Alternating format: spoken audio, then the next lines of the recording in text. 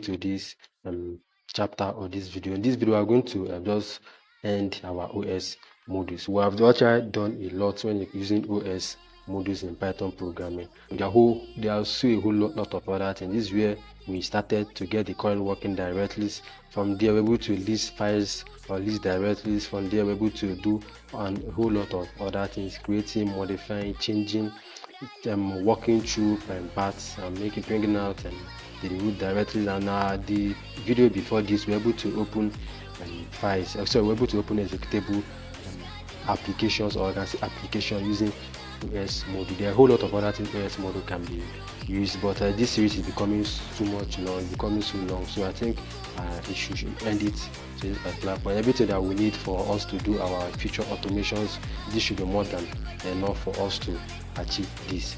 So I think this is where we'll call it the end to this OS modules.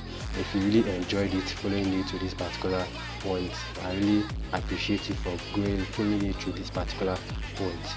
So in our next video, we're going to do something really fun, something better than what we did right here. It's going to be really very awesome. So if you enjoyed this video, if you enjoyed this OS video, definitely the one that is coming next will be better than this. So I think this way we'll draw the curtain for this OS video, and this way I'm going to draw the curtain too for this video. So I think I'll be happy to see you in the next video where we do something really fun. So thank you for watching. See you in the next video.